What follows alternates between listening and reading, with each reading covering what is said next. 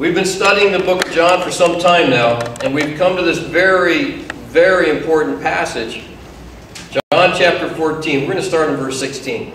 In this passage, we've got this long teaching section of Jesus that does not show up in any of the other Gospels. This is what John was trying to get to. This is, for his audience's sake, he needed to get them to this section of teaching because they were missing something. They were missing something about Jesus. Something he saw as a danger, something that he saw that needed to be corrected. And so he's telling them about Jesus' teaching that we don't have in the other three Gospels. We started this in chapter 14 with Jesus saying, don't let your heart be troubled. He knew that their heart was troubled, and he said, there's some things that you need to concentrate on. He said, you trust in God, you trust also in me. And then he said, there's a room for you. In my Father's house, there's many, many rooms, and I'm going to prepare a place for you. Right? And we talked about how encouraging that is. It's in the middle of that, he says in verse 16, chapter 14, verse 16, I will ask the Father, and he will give you another counselor, the Spirit of truth, to be with you forever. The world cannot accept this counselor, because it neither sees him nor knows him. But you know him, for he lives with you and will be in you. I will not leave you as orphans. I will come to you. Before long, the world will not see me any longer. See me anymore, but you will see me. Because I live, you will also live. You also will live. On that day, you will realize that I am in my Father, and you are in me, and I am in you. Whoever has my commands and obeys them, he is the one who loves me. He who loves me will be loved by my Father, and I too will love him and show myself to him. Then Judas, not Judas Iscariot, said, But Lord, why do you intend to show yourself to us and not to the world? Jesus replied, If anyone loves me, he will obey my teaching. My Father will love him, and I will come to him and we will come to him and make our home with him. He who does not love me will not obey my teaching. These words you hear are not my own, they belong to the Father who sent me. All this I have spoken to you while still with you, but the Counselor, the Holy Spirit, whom the Father will send in my name, will teach you all things and will remind you of everything I have said to you. Peace I leave with you. My peace I give you. I do not give as the world gives. Do not let your hearts be troubled, and do not be afraid. You heard me say, I am going away, and I am coming back to you. If you love me, you would be glad that I am going to the Father, for the Father is greater than I. I have told you now before it happens, so that when it does happen, you will believe. I will not speak with you much longer, for the prince of this world is coming. He has no effect on me, but the world must learn that I love the Father, and that I do exactly what my Father has commanded me. Come now, let us leave. Okay, this is the last of his teaching in that situation where they have just had their feet washed by Jesus. One of the startling things about the Gospel of John is there's no mention of the Lord's Supper.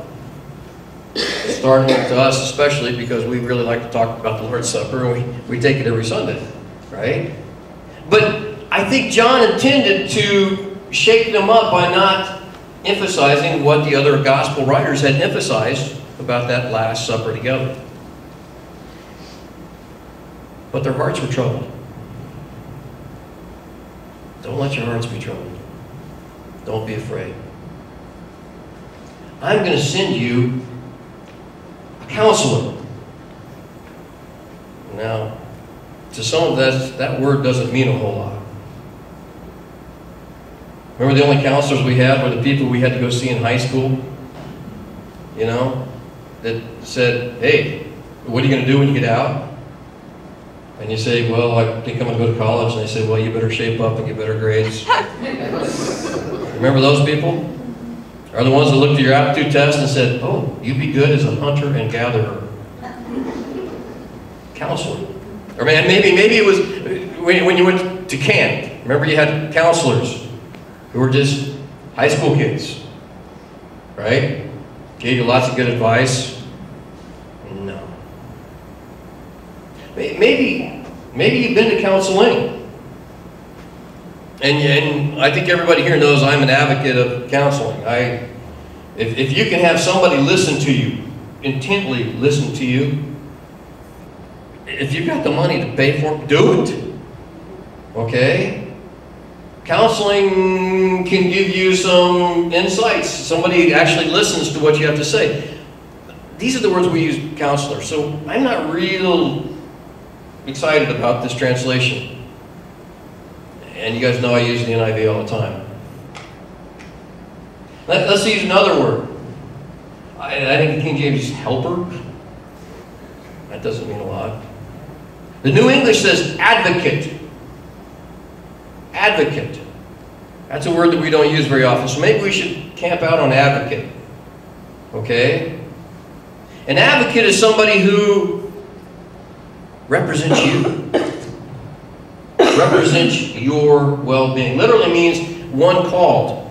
It had to do with the legal system, and people would come and advocate for you, take care of your needs, to make sure that you were represented legally.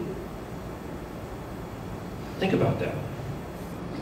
Jesus says, I know you're upset that I have to go away, but when I go away, I'm going to send an advocate. An advocate.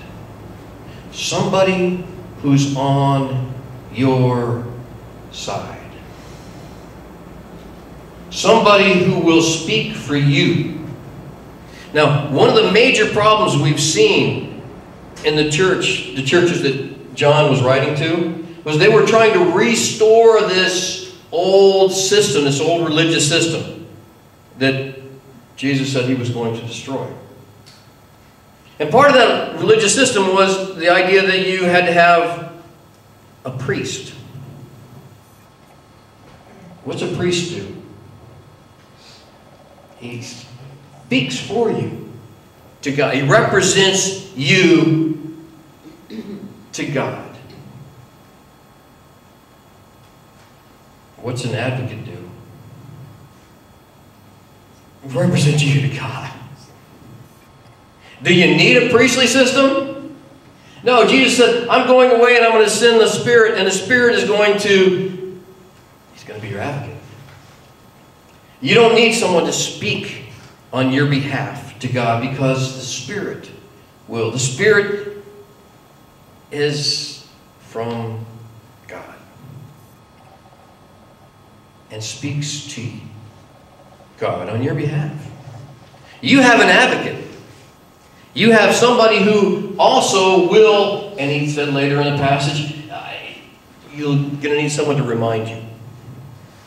All the things that I've taught you, he said the Spirit will remind you and will guide you. Yeah. The Spirit that you have speaks to you, speaks to God on your behalf, and guides you and reminds you and leads you in paths of righteousness, the right way. The Spirit is at work in your life. And he said, it won't come unless I leave. But why that happened, why that worked out, we don't know. But Jesus says, here's the reality. The reality is, I'm going to the Father, and you're going to get the Spirit. I won't leave you as orphans. You won't be out there on your own. You won't be seeking direction. You won't be seeking approval for somebody. You have no idea who that person is. You have the Spirit. You have an advocate. Now, does that help you not be troubled? I hope so. Does it teach you not to be afraid?